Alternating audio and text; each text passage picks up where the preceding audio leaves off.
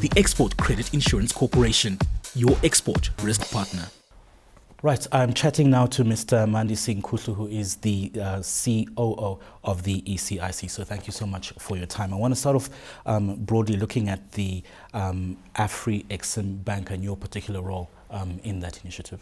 I think the African Exim Bank is the premier institution, which is a multilateral institution that's supporting intra-Africa trade. To date, South Africa has not been a member of the bank. So new discussions have been opened between South Africa and the bank to ensure that South Africa can take membership, which will then open doors for engagements between the bank and South Africa, which will enhance the trade relations and the financing of trade broadly. And ECIC has been designated by the government of South Africa to be the key institution that takes investment there. So those discussions are well advanced for us to take that equity stake in the African Exim Bank. I think the key thing for us is, over and above this equity investment, is to agree a cooperation arrangement with Africa Exim Bank in terms of business opportunities, country risk assessments, access to finance, new products, generally all forms of cooperation. But it's also coming at a key moment for us as we seek to create a South African Exim Bank. So there'll be a lot of room for collaboration, especially on the financing products and lending facilities.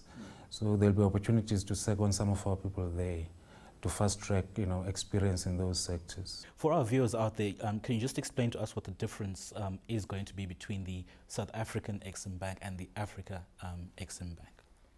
I think the primary mandate for ECIC, and even when it becomes an Exim Bank, is that primarily we're here to facilitate export trade, exports from South Africa. So that contributes to the overall intra-African trade activity. So primary for us is export trade. African Exim Bank obviously is multilateral, so they support goods traveling from different countries.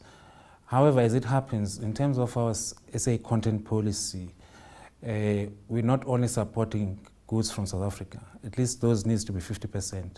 The balance can come from other African countries. At least 20% of the goods that we can support should be coming from other African countries. So that is part of our contribution to the intra-Africa trade agenda. Let's look at some of the key challenges. You've talked about intra-Africa trade. What are some of the key challenges that you think need to be addressed in order to deliver faster on driving growth in intra-Africa trade? I think there must first be recognition that Africa is a big continent with many countries, but on a regional basis, you have ECOWAS, you have SADC, you have the East Africa Bloc, COMESA. So at least at a regional level, we need to start, to achieve a level of cooperation and harmonization between countries, and then that could expand further, where these regional blocs even then reach a higher level of harmonization.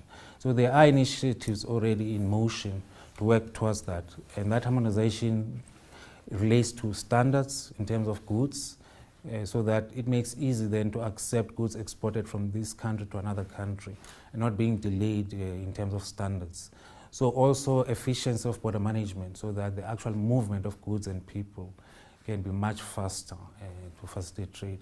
Obviously the legal systems, but also the infrastructure, so that we have the road infrastructure, we have the port infrastructure, you have the rail infrastructure, which will then enhance and facilitate the movement of goods to be quicker. So those are the sort of initiatives that are on the go on the continent.